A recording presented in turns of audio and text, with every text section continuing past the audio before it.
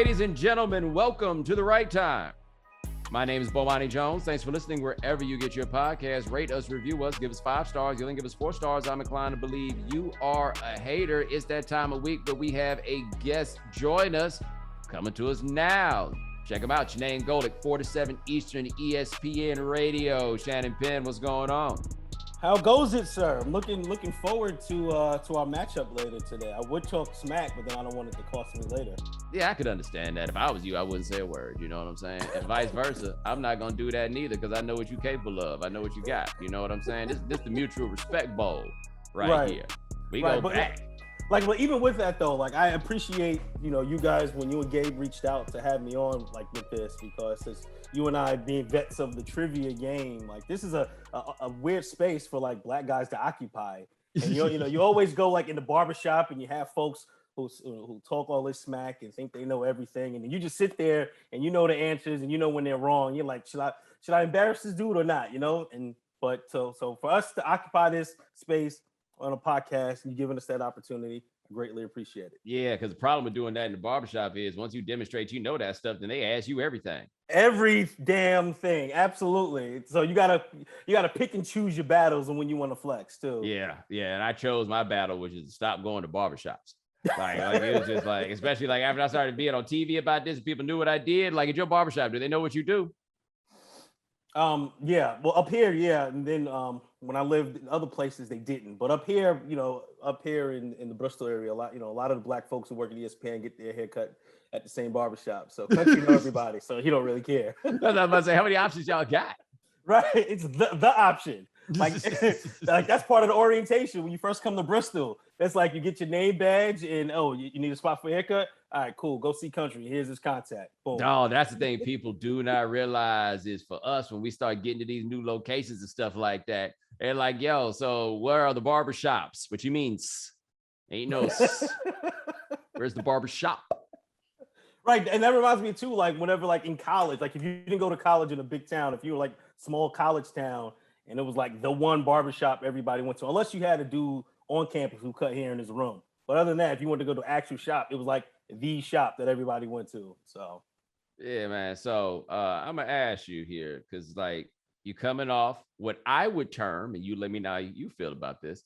I would term the last season a success for the New York Knicks. Okay. Right. I feel like it was successful. It seemed to bring you Knicks fans in general some joy. Like, did it bring you joy? Absolutely. All right. Absolutely. So it brought you guys some joy. So are you carrying on with like residual positive feelings and taking those with you from the Knicks and ascribing them, applying them to your New York football Giants with Judge Joe Brown running East Rutherford High School or wherever their training facility is? They gotta be better, right? That's the assumption. And this is absolutely a make or break year for Daniel Jones. There's no doubt about it. Like you have Saquon coming back. You went out and got Galladay. You drafted a wide receiver in the first round. You have weapons. There's still some questions on the offensive line, but you have offensive weapons. So without a doubt, this entire season, the success that the Giants will have is based squarely on the shoulders of Daniel Jones. And I'm not particularly confident that he's going to be able to come through. Yeah, it's one thing to throw in. It's one thing to throw in interceptions, but it baffles the mind the way this dude finds ways to fumble the ball. Like I don't get it. Like are quarterbacks allowed to play with stickum? I don't know if that's a thing. If not, it needs to be because this dude somehow, some way finds a way to turn the ball over. But so I'm not confident yet in his abilities. He need to get some of that, what they call it, that spider tack. That's what they use it in baseball, right? Like that's what had the pitchers get it all under control. Maybe he need to go get some of that to make that happen, right? Because look, I've been living here now for 4 years. Ain't nobody really been good. Like the Knicks were good relative to previous, but when you think about it, since I got here, all y'all's little teams have been whack. I mean, I guess the Nets weren't whack, but Right, that's what I was going to ask. Well, since you're there in New York, do the Nets register? Did their success register in New York at all? I don't know. It's hard to say because we've been under a pandemic, but I have not gotten the feeling that anybody like actually cares. Like when the world was open and I'd be out here in these streets, people would stay asking me about the Knicks, even though they knew what the answer was. right? Like this is before there was any reason to be hopeful, any glimmer. You did. Right. But people always ask me about the Nets. Always did. Nobody asked me about the Nets when I would go to Nets games because they're cheaper, right? So I stay going to Nets games. Nobody asked you no questions about the Nets when you at those games. And I know they wanted to ask me, hey, who's number 32? You know what I'm saying? Like, I know they wanted to ask me questions about who these dudes were that were actually on the floor. Like, oh, that dude with the afro, where he go to college? I know they wanted to ask me that kind of stuff. You know, they never did. It never came around in that way. But the Giants, like, I feel like if the Giants get good, that's something that could ramp up the locals, get the folks a little charged up. Not to mention too, like they're in a very winnable division.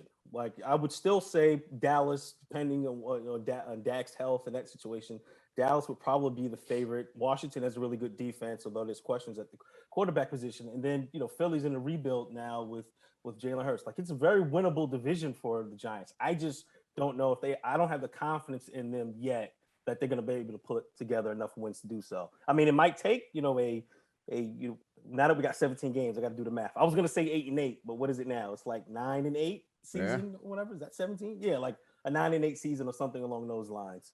So, well, the thing that get me is that last year, they won 6 games. Yeah. And they got this one win against the Seahawks. I remember I watched that game.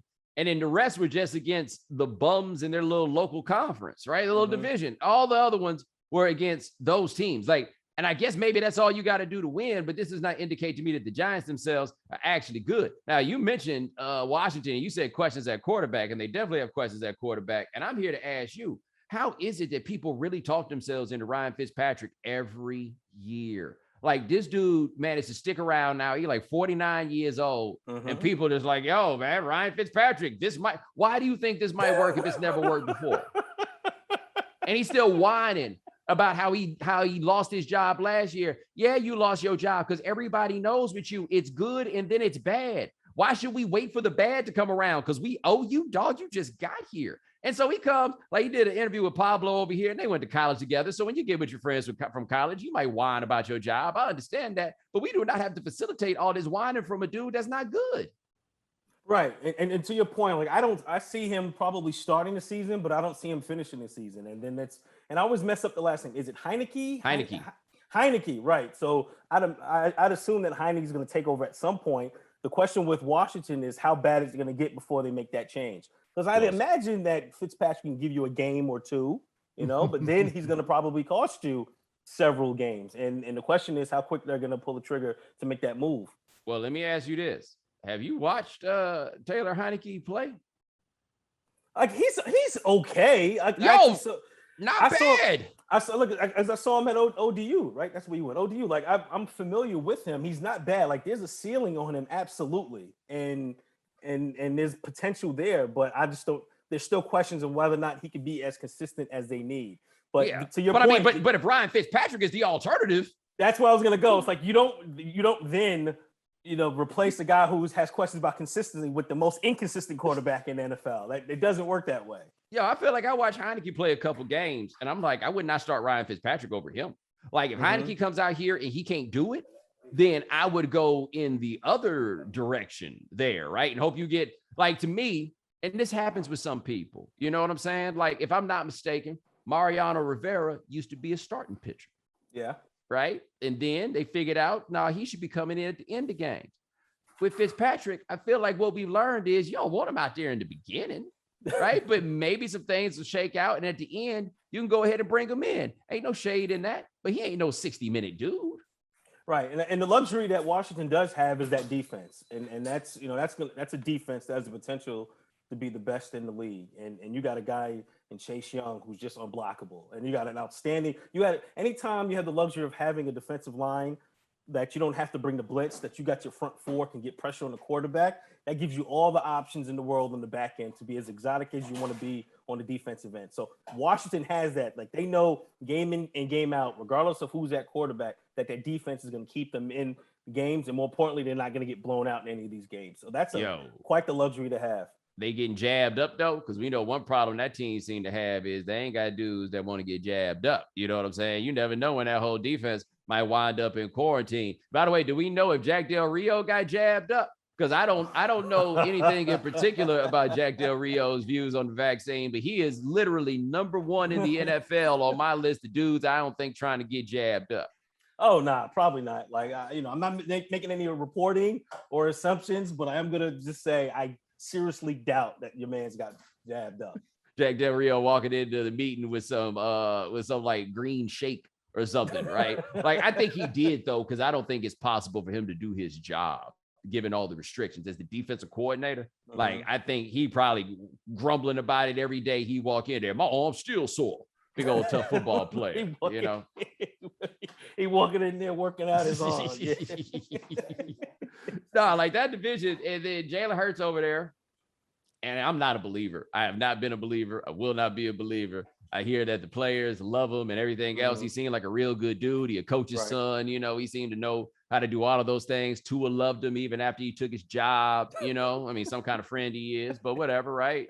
But no, I'm not believing. I understand you are predisposed to dislike the Cowboys, but it feels like they should be good. That's what I'm saying. It's like you got Dak coming out off of a serious injury, of course, and there's still questions on the defensive side with that team, but they have the weapons on the offense, and you would imagine that Zeke would start looking like Zeke again. I don't think the offensive line is ever going to be what they once were, but the offensive line could be better. Like, you know, they probably have the best roster in the division, so Dallas should be the favorite, but like I said, with that, you just don't know. And it's just something, I'm sorry, it's just something about this team that just can't quite, you know, it's like the Luther Jerry curl with this team. Like, it looks the part, like it looks like it should be a Jerry curl, but then you look up close and like, nah, that's not a Jerry curl. And that's what this Dallas Cowboys team is.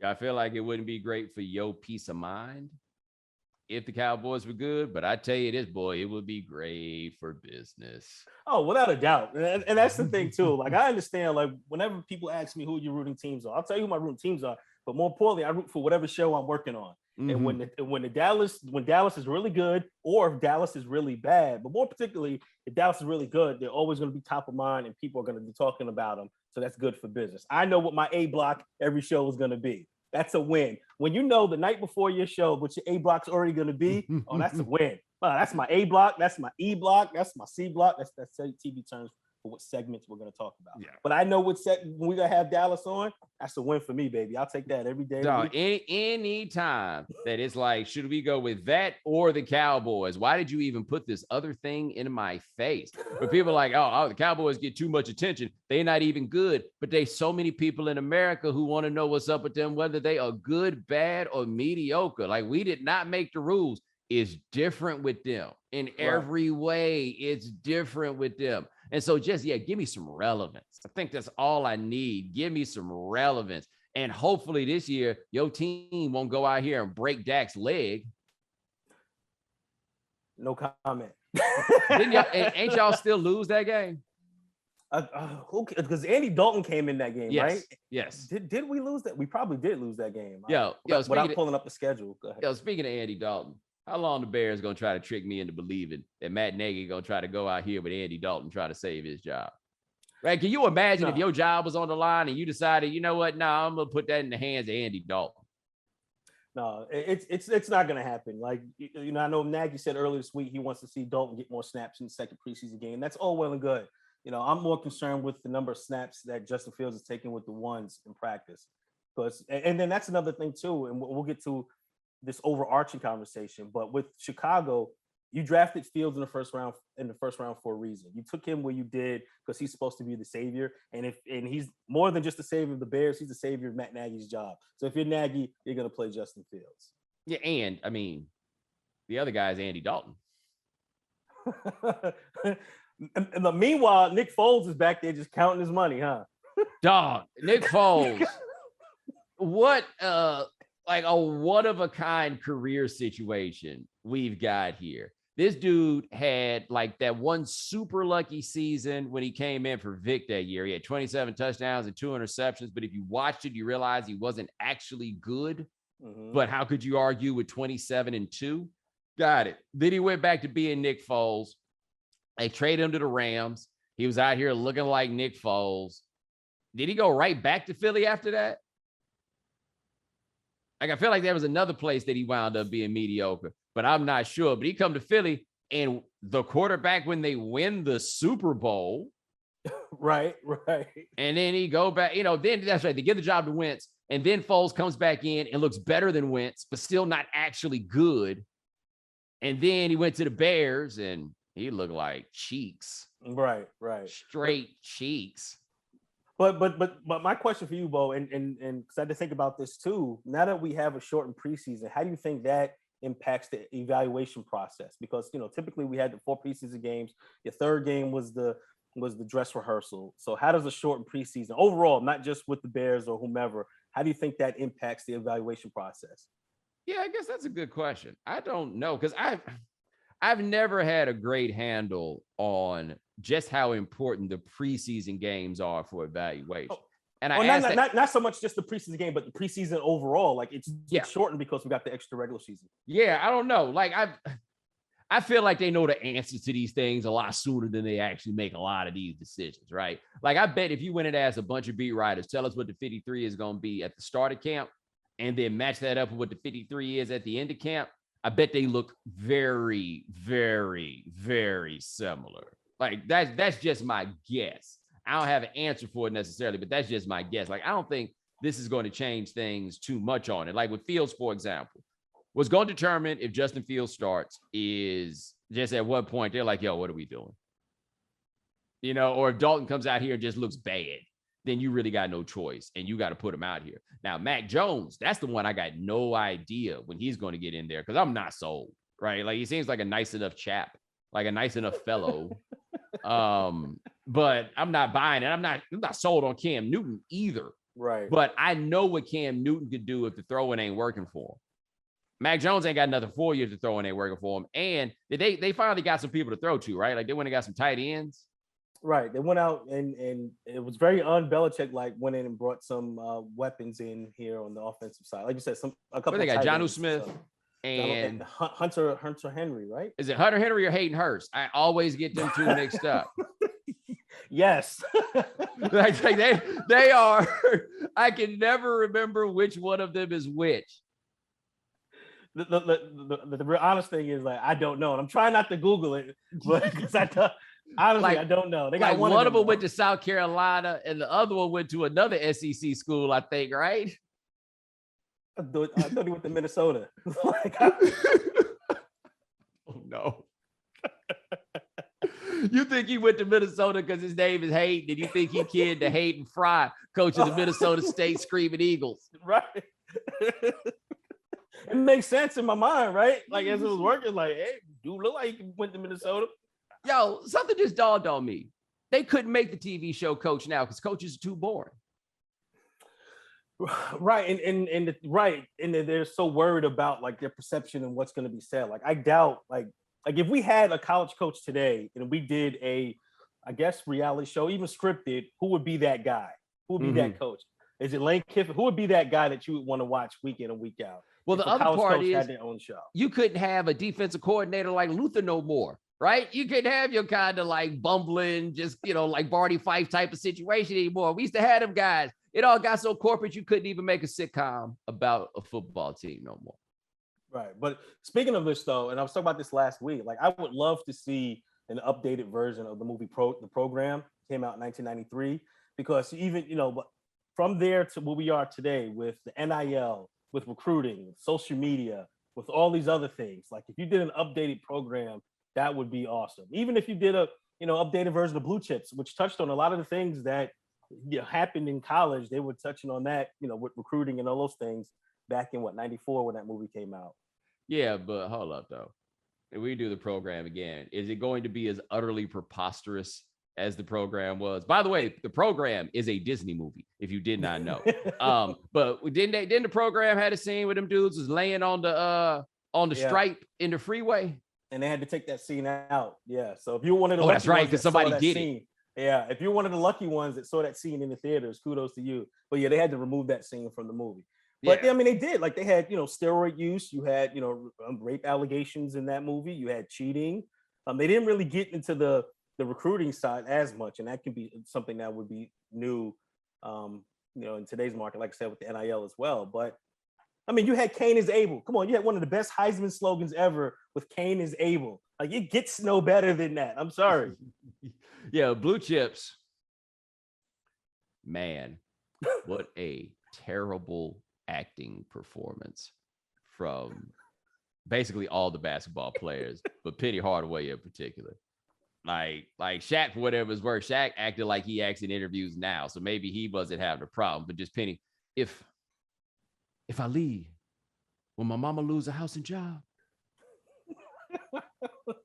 He couldn't muster no real emotion behind. You wouldn't hire on Butch McRae? Oh, Butch McRae was a terrible actor. Terrible. And what was the other one? Was it Brian Evans? No, you had it was Ricky. Yeah, Ricky Rowe. But that was what was his name? What did Brian? He played for Indiana, right? What did Brian Evans? You're better than me. Yeah. Like he could have been one of a handful of Indiana players, but yeah, he got the tractor. And I honestly thought his daddy sold himself short. This boy was as good as they said he was. They could have got a lot more than a tractor. Well, he was saying though, when Coach first went to interview him, that they were giving him other equipment. Like the big thing he wanted was a tractor, but they were giving him other farm equipment as well. That's right. And I think did the streets peep that they tractor was a little too nice? Very nice. But I mean, you look at Shaq's character, he only got a Lexus. Like, that's it. Like, Butch got the hookup.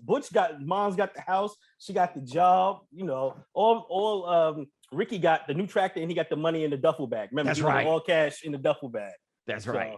Yeah, I don't know if anybody dropping off the cash in the bag like that anymore. Like, the game feel a little more organized now than the straight like cash in the bag. Speaking of cash in the bag, I understand there are very serious things going on in Afghanistan right now, and that we could like talk about the tragedy and everything else. But I honestly don't feel like doing that right now, and all y'all can do that. The president of Afghanistan, per reports, got out of there and went to Tajikistan with bags full of money, totaling $169 million. Wait, in cash? And they said it has to be cash, right? They say 169 million in bags. And I'm like, how many bags and how big are these bags? And I think they said they couldn't put more money on the plane because they didn't have room.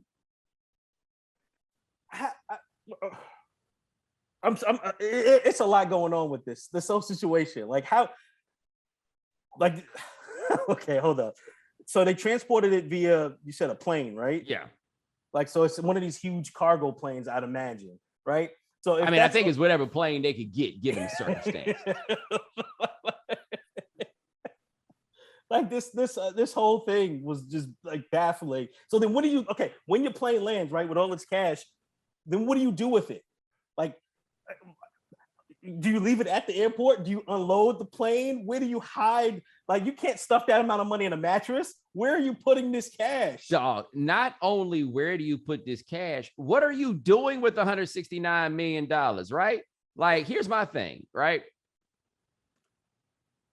I don't know what the cost of living is in Tajikistan. You dig? I got no idea how much the cost of living is there. But how much you think it takes to live like a millionaire in Tajikistan?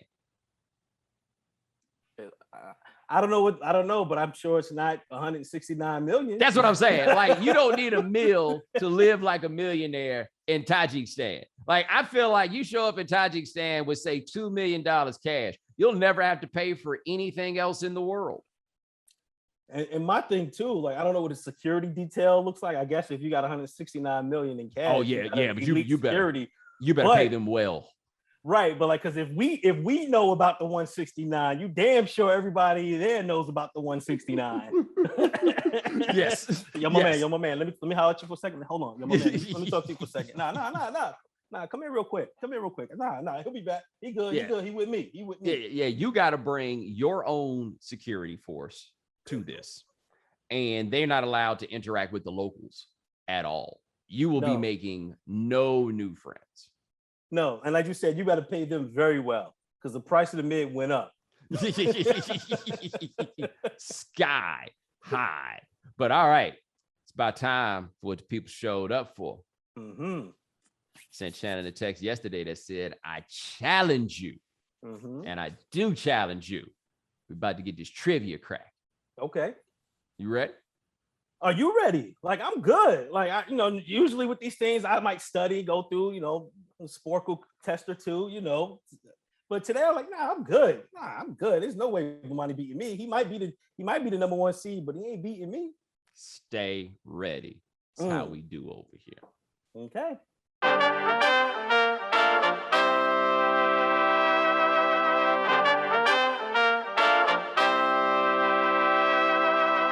Welcome to the Bomani Jones Right Time Charity Trivia Tournament. We're in the semis.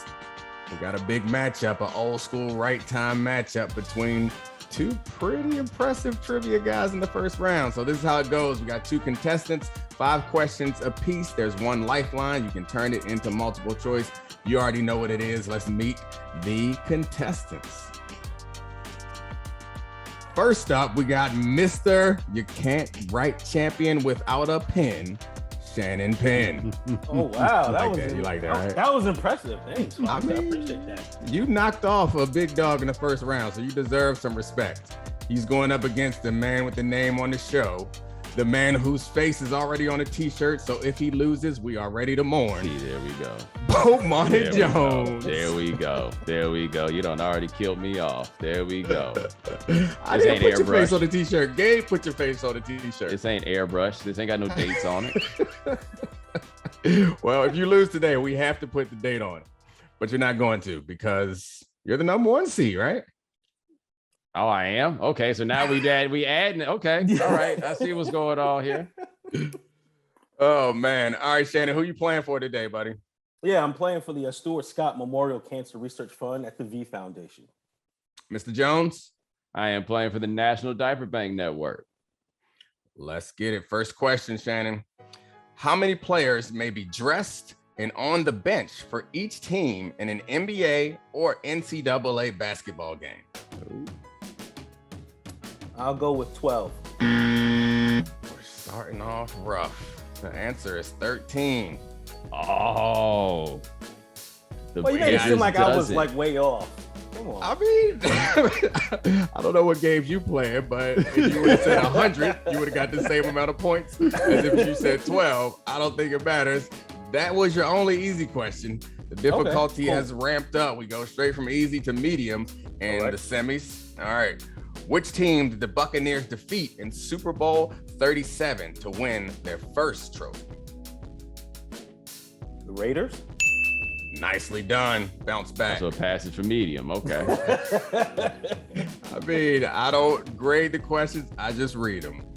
Who was the first African-American player to be hired as a manager for a Major League Baseball team? Robinson. Well done. Dog, once you say first African-American, we know that. Put that question in front of Spencer Amina and watch him fumble, but we know that. Really, like first African-American with anything. It's like, oh yeah, got it. Yeah, we both did the Honda Campus All-Star Challenge. You know this question coming up. Yeah, these some OGs right here. Go ahead, Don. What's the next question? I'm ready. That was impressive. Bounce back right there. All right. This will give you 3. Which team's field goal did a fan... Let me start over. Which team's field goal did a fan snowball disrupt, leading to a 1-point Denver win in the snowball game?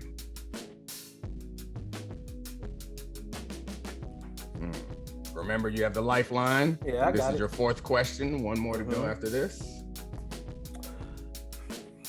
Can you repeat the question, please? Sure. Which team's field goal did a fan snowball disrupt, leading to a 1-point Denver win in the snowball game? I got a feeling I know the answer, but I'm going to use my lifelines here. Give me multiple choice. Okay. You got either the Chiefs, Steelers, Vikings, or 49ers. Chiefs, Steelers. I gotta be honest, I don't remember this. Like, that is some accuracy. They should have brought that fan down and gave him a jersey. Steelers. Just hit a field goal out of the air? Chiefs, Steelers, Vikings. Chiefs, Steelers, Vikings, or 49ers? He heard you. I'll go with I'll go with the Chiefs. Sorry, coming up short. It was the 49ers. Did you know that, Bo? I have no idea what game they're talking about. And I don't know how remember we the don't snowball know. game. Yeah, it's in quotes like it's a thing. I should know. I don't remember that. I will be YouTubing after the program. Okay. All right, last question. Michael Jordan averaged 37 points during the 1986-87 season and scored over 3,000 points. How many three-pointers did he make that season? Oh, that was a good one. All right, I'll go with let's see, this is 87.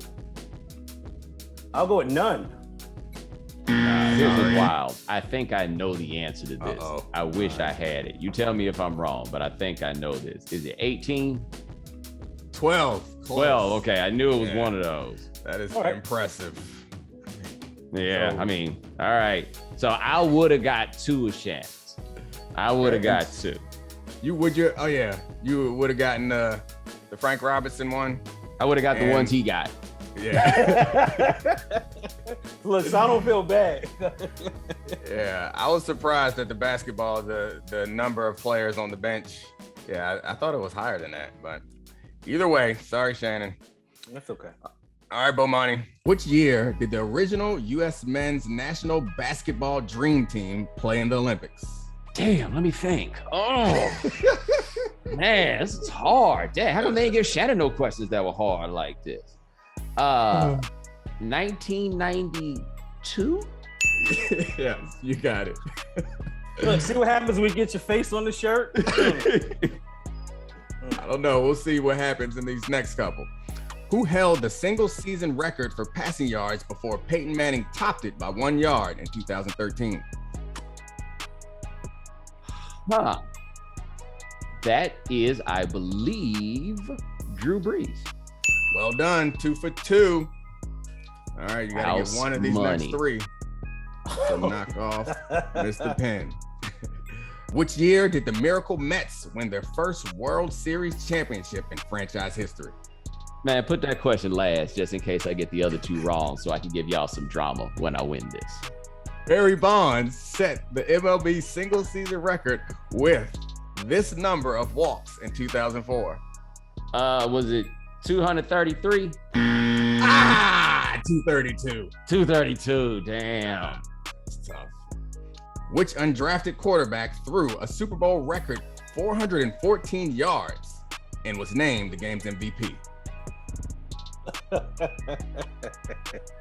Undrafted quarterback. 414 yards. Super Bowl MVP. I feel like that has to be Kurt Warner. Nailed it. Yeah. All right. Well, you have your multiple choice, and we still have that Miracle Mets question sitting out there. Which year did the Miracle Mets win their first World Series championship in franchise history? So here's what I want to do here, right? What I want to do is I want people to understand that my man Shannon is a G with his also.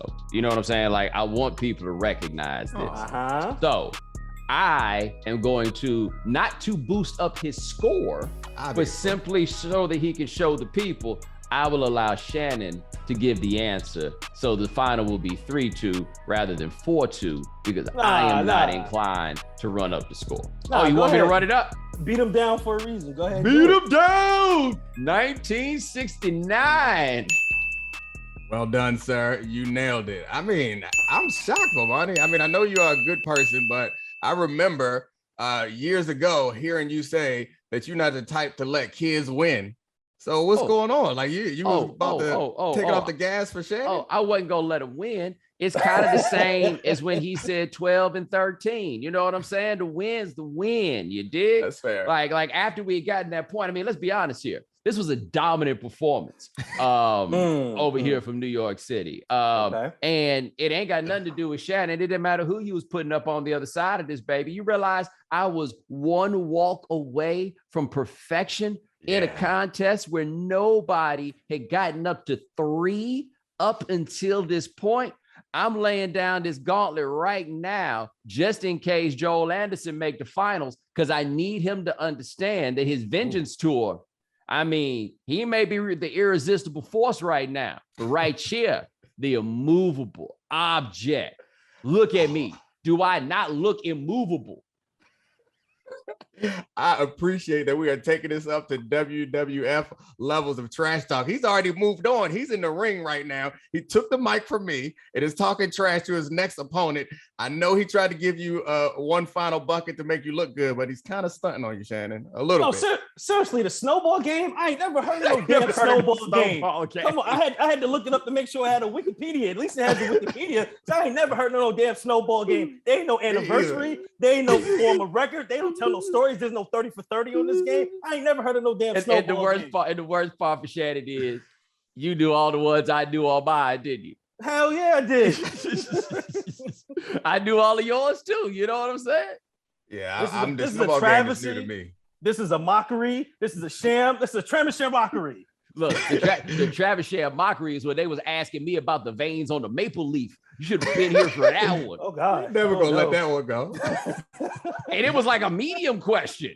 Yeah, it was. I was not appreciating how dominant your performance was until you reminded me that the one that you got wrong, you missed by one walk. That is pretty impressive. You know me, Neek. Come on, look, Bomani was out here tweeting about Barry Bonds walks yesterday. Come on, and he get a Barry Bonds walk question. Oh, wait a minute. Hold on. I feel like we got a little salt here. Nah, I'm just saying, it's all good. Someone seems to have been rendered sore from losing. I'm just saying, look, it's not over. We got to. Would it be wrong if I said stop the steal? Was that? Can I do that here? Is this an appropriate place for that? Hey! Somebody get Shannon on some of that electro stem, man. Work that soreness out before you get to work today. Y'all got a Theragun over there? Somebody hit Shannon with that Theragun, so this percussive therapy to work out some of the pain. Oh man! So you're predicting Joel on the other side, or Joel's I'm not just the only one you want to talk trash? I'm entertaining the possibility. Like, ain't no fun to talk no noise to Howard. Howard ain't really gonna participate in that. Howard just gonna be grumpy about the whole concept. You know what I'm saying? But Joel been out here. He was a little salty that y'all underestimated him in the contest against Mina, and he came dropping bombs on all the haters.